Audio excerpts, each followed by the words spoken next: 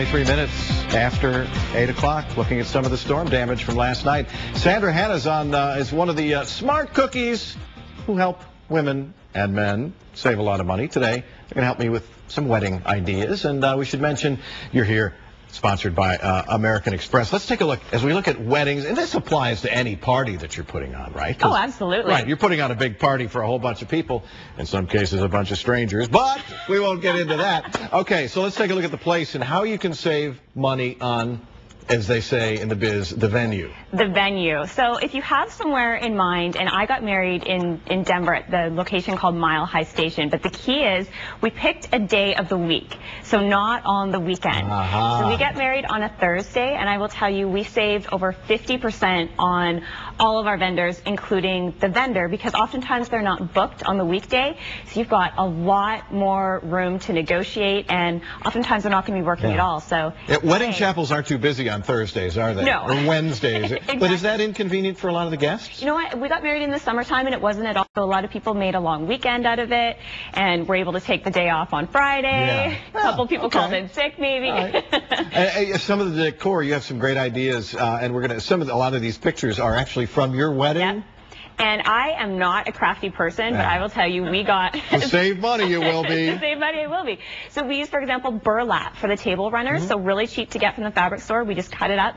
We had my father-in-law making chalkboard signs, so we just bought plywood from Home Depot, painted it with some chalkboard paint, and did that. Mason jars, so we did a lot of candlelight instead of a lot of flowers. Right. The flowers, you know, cost a lot of money.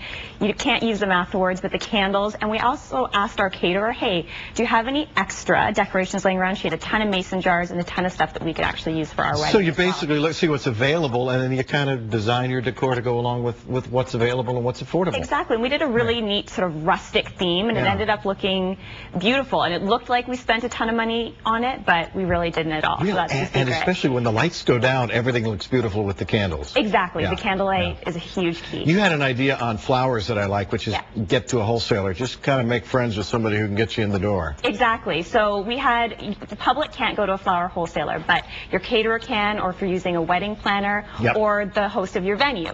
So have them take you to the flower wholesaler. You're going to get your flowers for a whole lot cheaper. We, again, not crafty, I had my bridesmaids lined up assembling those bouquets there, and they turned out beautifully, and we got to customize them exactly how we wanted them. Okay, now on the food, and I know this, believe me, which is why we're not having a sit-down dinner for goodness knows how many.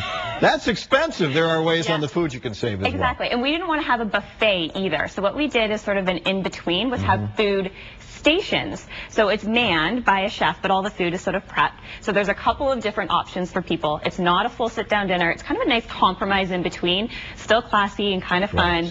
But like you say, you don't need to be paying for a full sit-down dinner. And the other things just add up. You're talking about the cake, the DJ, and the photographers, and maybe the videographer shooting a video of the wedding and so forth.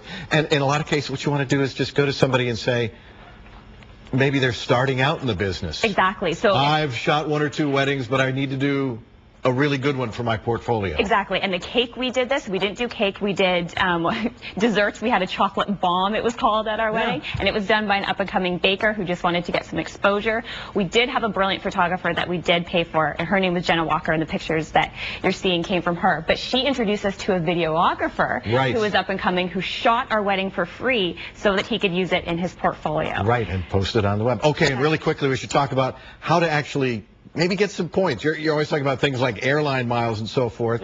And that's where your work with American Express comes in. Exactly. And I do use an American Express Platinum card, and my husband and I actually got them specifically before our wedding so that we could literally put every single expense on that card. And you can do this with any card, but just make sure that you're using one consistent card throughout, because there's little times in your life you're going to be spending that much money in such a short amount of time. You better get something for it. So make sure you get those perks and those points. Some kind of payback. You're going to find more great financial tips from the Smart Cookies on their website. We've got a link on ours. Just go to links on the Good Day tab. Thanks a bunch. Thank you.